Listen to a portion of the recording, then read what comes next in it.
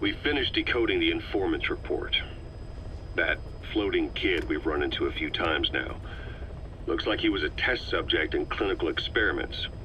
The Soviets called him the Third Boy.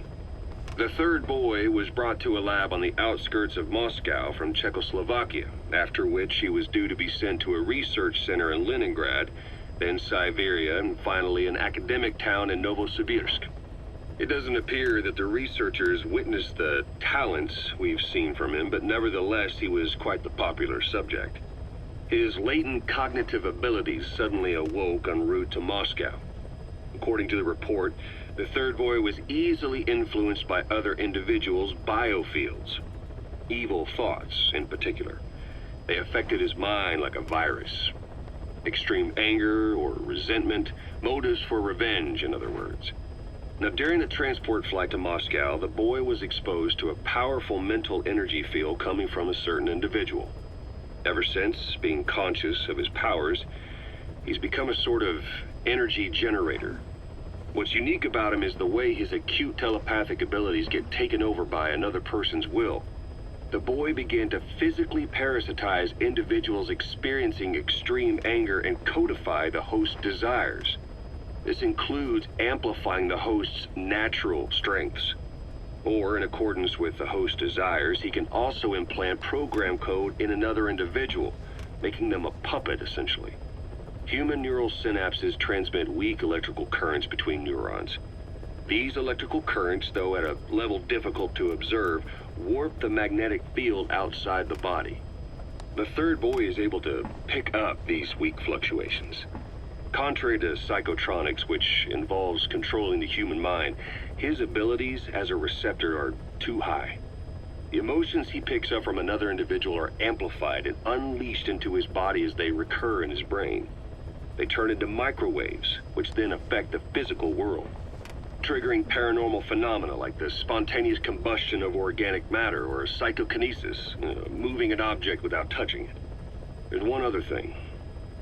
While he's parasitizing a host, the boy's ego gets shut away, allowing the will of the host to take control of his powers, like some annoying static drowning out your own voice. That means he isn't responsible for what's been happening.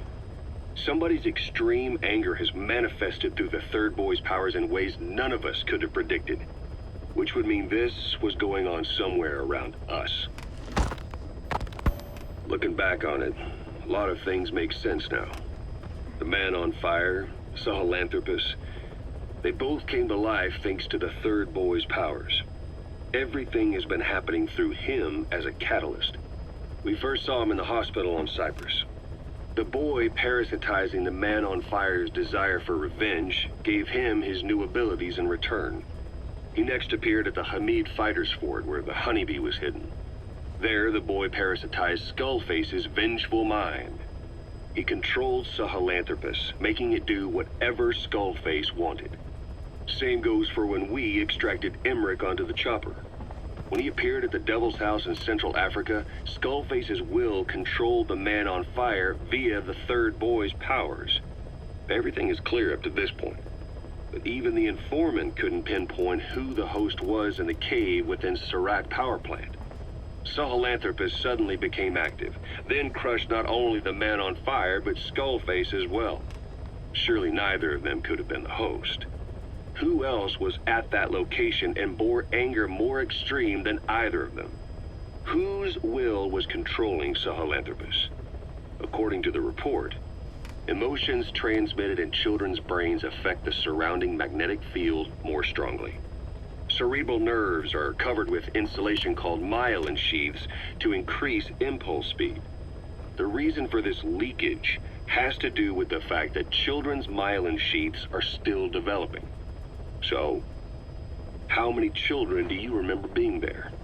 Children with a burning desire for revenge and bearing a grudge against you. I can think of only one. Eli. We don't know what kind of life he's had, but the resentment he's shown toward adults is nothing short of extraordinary. The Third Boy resonated with Eli's mind. And that means Eli bore the strongest animosity of all individuals within the boy's reception range, estimated to be a 3-mile radius, beating out even Volgin and Skullface. The third boy's probably remained hooked on Eli's anger since. You remember at the Devil's House, the third boy showed an interest in Shabani? That must have been his ego making a rare appearance. He may possess abilities far beyond anyone else in the world, but he's still a kid. Maybe them both being kids was enough to bring them together. And if so, maybe with Eli, he isn't feeding off him, but acting in symbiosis with him. So what kick-started the third boy's powers? If we look at the location and time that his plane went down, we can make a pretty good guess. When the plane experienced the first anomaly, it gave an accurate report of its position to a control tower, due north of the Black Sea, 125 miles east of Kiev. Dead south on the Black Sea is Cyprus's Green Line. So the plane's position was directly north of the hospital where you'd been asleep for 9 years. And this anomaly was reported at exactly the same time that you woke up. The plane was enveloped in flame from the inside out. The fuselage burnt to ashes. There were no survivors, at least not publicly admitted. Your thoughts formed a synchronicity with the boy's psyche and were amplified inside his brain. That would have been more than enough to trigger his abilities. Your rage was like a big bang in his head, blowing the lid off his powers. The boy was then secretly moved to the lab outside of Moscow where Volgin was comatose. There, Volgin's thoughts resonated with the boy and he was awakened. Volgin became the man on fire, hell-bent on getting revenge on you. His instincts led him straight to you. Skullface knew Volgin from Operation Snake Eater, or perhaps from even before. Monitoring this pair of extraordinaries, he discovered the hospital and sent his assassin and XOF. Skullface was probably watching the situation from close by. Then, realizing how useful these two test subjects could be, he approached them. Reacting to Skullface's thirst for revenge, this time the boy let Skullface's will control Volgin. Volgin, at times driven by personal revenge, at times through Skullface's will, kept on moving, though his body was little more than dead meat.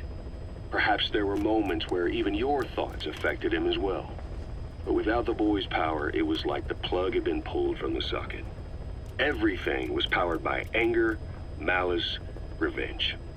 This is how the end of the report sums things up. Both the third boy and the man on fire were originally test subjects of paranormal research for military applications, like telekinetically controlling the leader of an enemy nation and making him launch a nuke, or stopping the heart of someone on the wrong side of the Berlin Wall, experimenting with latent human abilities. They were used as tools of the Cold War. The boy's only crime was being born with unique gifts. But he was sacrificed on the altar of war. His life reduced to slavery under other people's wills. Turned into a living weapon with no will of his own. Eventually, the only emotion he could feel must have been the desire to get revenge for the hand he'd been dealt. Boss, it's you that awakened the boy's powers. But there's more to it than that. I guess the anger emanating from you was something he could truly relate to.